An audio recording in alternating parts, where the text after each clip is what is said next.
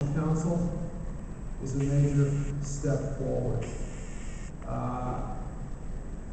The challenge the opposition has, both at home in Syria and abroad, is to convince millions of Syrians who have no illusion at all about the nature of the regime.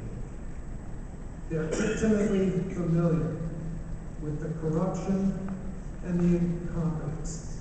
It's something that every Syrian has to deal with every day of his or her life, whether it's a matter of filling a prescription, whether it's a matter of dealing with a neighborhood policeman. The corruption and the incompetence is all pervasive. But we have to face facts. There are some people in Syria who are still hesitant to get on board. There are people who have told me in as many words, Fred, we're being asked to put on a blindfold and jump into the darkness. We know what we have is no good. We have no illusions about the corruption, the incompetence, and the brutality. But it's what comes next that scares us. We don't know. We don't know some of these opposition people, but more importantly, we're not sure what they stand for. Well, I think the recent statement coming out of Turkey goes at least part of the way to answering that. But this message about what the future Syria is going to look like in terms of civil society, in terms of citizenship, it has to be convincing, it has to be compelling, and it has to be repeated again and again and again to chip away at this block of people still sitting on the fence. I would like for you to comment on it and add maybe another angle that people are asking. What are the plans for the SNC in terms of dealing with the international community in Russia and Turkey and many of these countries were mentioned? I agree with Fred that most Syrians don't really like this regime and they want a better future. They want Syria that's democratic, pluralistic, free, and provides people with equal opportunity. The question of the opposition, and I think our friend Saeed mentioned part of it, and you know, everyone asks of us, why don't you show very kind of mature and developed opposition? It's just the fact that it's been targeted for so long, by this regime, and the regime allowed no room for even again the most peaceful, Moja talked about the nonviolent movement of Daraya and how it was treated. So again, I'm not really providing here justification for the delay in forming something, but I think if one thing the regime has done, it's really gave us a vision of Syria, and that is the opposite of what the regime stands for. This is why, again, out of the experience of the 80s came the notion of emphasizing the peacefulness of the revolution, emphasizing national unity, and this is something. It's not really a word that we are trying to assure this group or that community or that minority. I think that's the only way that Syria could be truly democratic. If any group, political, religious, ethnic, is to try to monopolize power, it's going to be like this regime. And I think we're united. We had enough of that model for almost 50 years now. And I think in terms of the vision, that's what we have. There's one element actually of the National Council, which has to do with the interests of some of us, the academic on the council.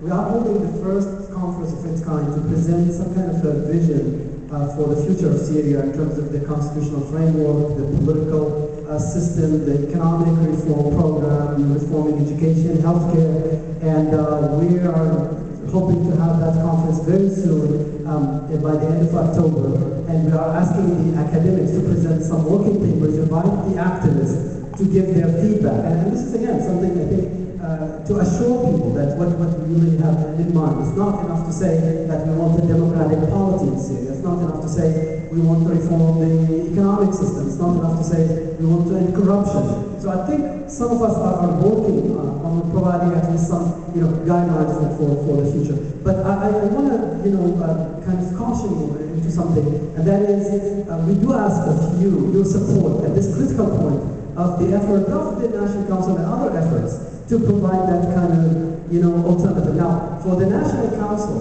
we actually avoided the word interim, intiqali, for the simple reason, in order to focus our activities on the efforts to bring down this regime. And then we could create an interim arrangement, an interim council, in which some members of this council could take part into that. In order to kind of avoid the difficult and complex question of representation. Now, unlike the Egyptian and the Tunisian maybe models, in which the opposition was present inside these countries, and so most of the activists came from within these countries. In the case of Syria, those of us outside, we feel we have to carry more burden in order to compensate for the lack of room maybe for the inside opposition.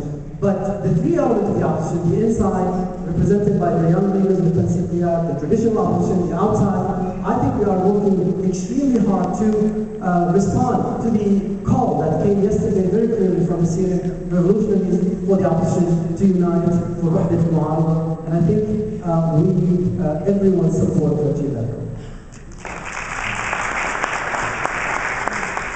I still have tons of questions, and we're promising to finish by 4:30, so we really want to finish by 4:30. And we have a short segment that I would like to include, which is on your behalf, recognizing one of our guests here and thanking them for the time they took.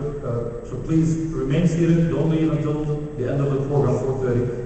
And we're going to try to ask our guests to give us brief answers to the questions, whenever possible. So I have a question for Mr. Hoff, dealing with the ambassadors on both ends. What is the status of the confirmation of Ambassador Ford in Syria, on one hand? On the other hand, why is it that we still have the Syrian ambassador operating in Washington, D.C.? Can we eat something? And you can eat some of the baklawas there. I can be mercifully brief on this. I understand that as early as this week, there may be a vote on Ambassador Ford's confirmation. I think given his performance in Damascus, given the pride that I think every single American citizen should take in the way he has executed his duties, I would be surprised to see opposition in the United States Senate. This was a different matter several months ago when President Obama had to appoint him, but I would imagine he will be confirmed overwhelmingly, if not unanimously. There is a Syrian chief of mission, a Syrian ambassador in the United States, because we have full diplomatic relations with the Syrian Arab Republic. And whether we like it or not, President Assad is entitled to post an ambassador to this country. Another question actually dealing with U.S. interest and democracy in Syria and the region, also dealing with the State Department and the U.S. foreign policy.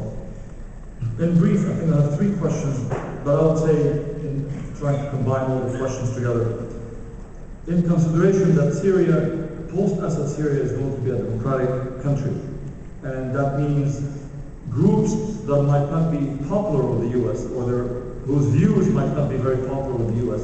might come to power as partners in future governments. How will the U.S. deal with such groups, whether ideologically Islamist groups, whether groups that are strongly pro-Palestinian, or groups that might choose to keep relations with Iran, for example? The bottom line is, and I think you kind of referred to it in your talk, but maybe elaboration would be good. If the new Syria is not a puppet regime, how will the U.S. feel about that?